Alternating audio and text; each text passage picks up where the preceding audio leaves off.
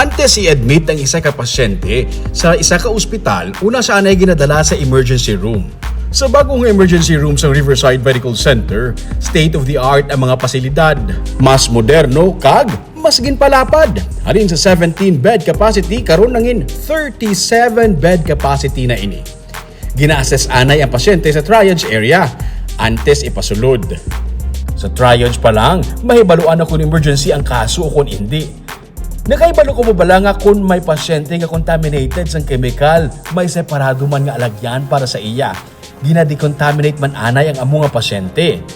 Kung na-stroke o kung na-heart attack ang isa ka pasyente, may lain man nga pasilidad sa ER para sa ila. So, amo ni sir, may ara kami new rooms, unlike sa before, may ara kami neurocardio room, which is dira naman ginabot ang mga neurocardio cases. May ara kami trauma room. Neurocardio cases? Mga stroke, kung neuro. So, separate kung, na? yes. Kung MI, separate.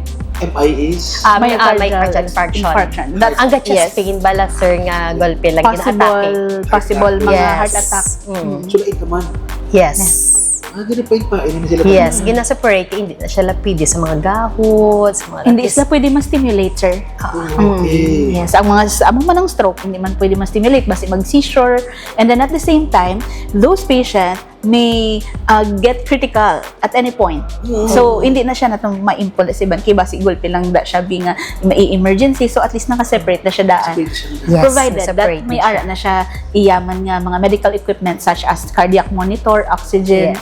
May trauma room man, separate nga pasilidad para sa mga pilason bangod sa vehicular accident na balian o kung na-dislocate. Pinaagi sa pag-separate sa kada kaso sa mga pasyente, mas mahapos man sa ilang pagplastar sa mga kinahanglanon na mga gamit kag equipment. Pati ang mga gina-resuscitate, may separate man nga entrance kag room ang mga ginatingwaan nga mabuhi nga mga pasyente. And then the other room is the resuscitation room, which is may ara na siya entrance sa likod. Yes, para pag abot sang ambulance, directly sulod dira, hindi na kinan mag-agi sa main entrance. Ang mga dead on arrival Or mga cardiac arrest.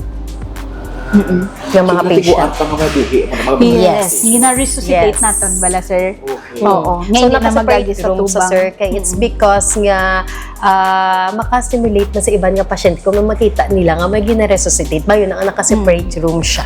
After sang holiday season, puno ang emergency room. Halin sa mga ginahapo bangod sang pulbura, mga gina-high blood bangod sang kinan-anay. Pero bangod sang bag-o nga sistema, mas nangin mahapos ang tanan. Wala na nagaginutok ang ER. Sa bago nga ER, may waiting area para sa pamilya, may bago nga mga gamit, mas malapad na ang space para maakomodar ang tanan.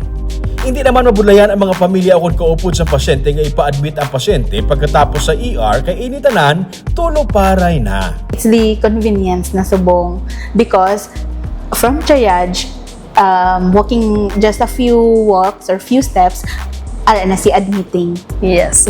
So we have designated admitting area for our inpatient. For our ER patients. Yes. So, hindi ka na yan magpalayo pa because na-separate na siya. So, from triage, lakad ka lang, na si admitting. Yes. And then, for me, it's more systemic nga sistema, sir.